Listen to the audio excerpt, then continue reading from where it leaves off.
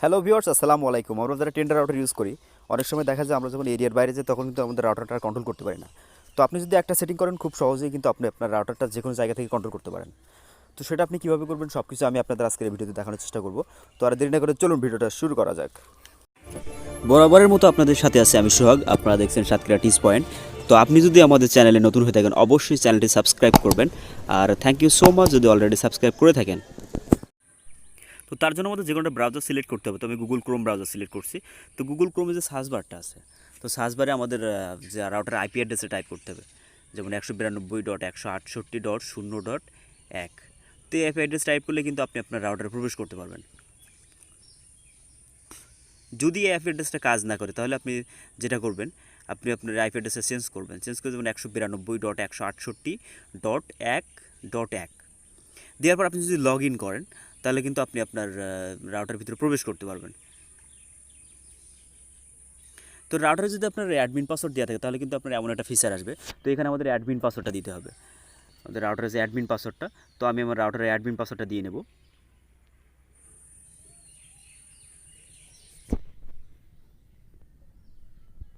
তো অ্যাডমিন পাসওয়ার্ডটা দেওয়ার পর রাউটারে প্রবেশ করছে। এই রাউটারে কিন্তু 3 লাইন ডটটা আছে।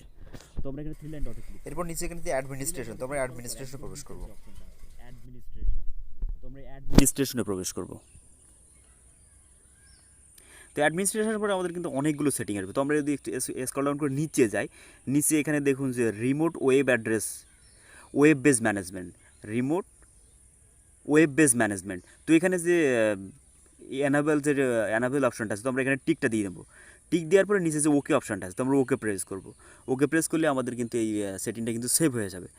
তো কি এখন কিন্তু আমরা আমাদের রাউটারটা কিন্তু অনেক দূর থেকে কিন্তু যে কোনো জায়গা থেকে কিন্তু আপনার রাউটারে কন্ট্রোল করতে পারবো। রাউটারে কিন্তু সব কিছু দেখতে পাবো যে কে কী করছে, রাউটারে কয়জন কানেক্ট আছে।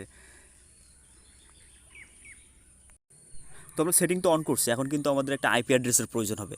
আমাদের এই যে রাউটারটা আপনি কন্ট্রোল করবেন, সেই রাউটারের স্বতন্ত্র একটা আইপি অ্যাড্রেস থাকে। তো সেটা দেখার জন্য 3 লাইন ডটে ক্লিক করবো। 3 লাইন ডটের উপর এখানে স্ট্যাটাস যে অপশনটা আছে, তো আমরা স্ট্যাটাসে ক্লিক করবো।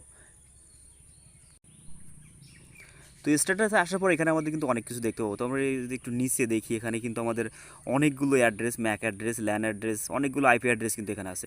তো এখানে যে ওয়ান আইপি অ্যাড্রেস, WAN, যে ওয়ান আইপি অ্যাড্রেস, যেটা এই আইপি অ্যাড্রেসটা কিন্তু আমাদের খুব প্রয়োজন হবে। কারণ এই আইপি অ্যাড্রেসটা দিয়ে আমরা কিন্তু আমাদের যে কোনো জায়গা থেকে কিন্তু আমাদের রাউটার কন্ট্রোল করতে গেলে কিন্তু আমাদের এই আইপি অ্যাড্রেসটা কিন্তু প্রয়োজন।